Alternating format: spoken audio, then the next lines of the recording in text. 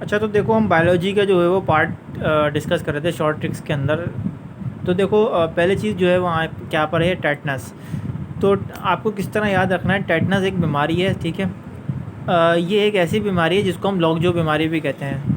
तो आप मतलब ये एमकेट में आता है, बिल्कुल आएगा, एमसीक्यूज़ के तौर पर आएगा। और आपको याद कितना रखना है वो आपको मैं बताता जा रहा हूँ कि इतना याद रखना है आपको। उसकी ये रखना है कि भैया ये एक बैक्टीरिया से जो है इन्फेक्शन कॉज होता है, ठीक है। और ये एक पेनफुल मसल कॉन्ट्रैक्शन कर देता है आपकी बॉडी के अंदर। अब ये टेटनस होता क्या है, देखो ये टेटनस बेसिकली आपके जो है वो यहाँ, ये जो आपके मसूड़े होते हैं ना यहाँ पर, ये जबड़े जिसको आप कह सकते हैं, जबड़े, इस जबड़ों के अंदर एक बिल्कुल जाम, बिल्कुल जो होता है ना कि जोड़ देता है, मतलब लॉक कर देता है आपके जबड़े को, इसलिए इसको लॉक जो भी कहते हैं हम, इस बीमारी का नाम। और दूसरी चीज़ जो आपकी जो शोल्डर होता है ना, ये शोल्डर, तो ये जो शोल्डर के अंदर भी ये बहुत सारी मसल कॉन्ट्रैक्शन करता है, इसलिए इसको हम कहते हैं टेटनस। टेटनस की बीमारी इसके अंदर, यहाँ शोल्डर के अंदर और इसके जबड़ों के अंदर पाई जाती है।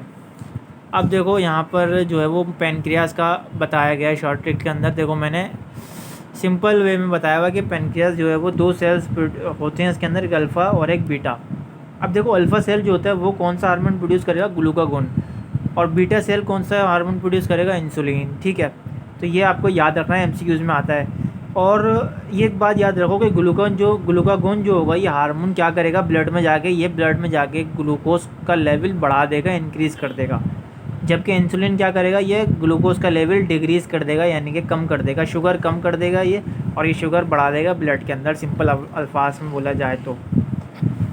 अब देखो यहाँ पर जो आता है वो आता है, ये जो आती है इसके फार्मूला पूछे जाते हैं एमकेट के अंदर।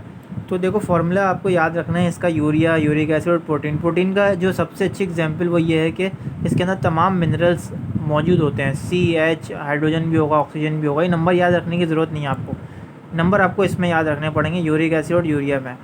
सिंपल यहाँ भी आपको एक ट्रिक में बताता चलूँ कि यूरिक एसिड याद रखने का फार्मूला ये होगा कि बीच में 2 दफ़ा 4 आ रहा होगा, यानी कि यहाँ पर हाइड्रोजन और नाइट्रोजन की तादाद दोनों 4 होगी, 4 होगी, ठीक है।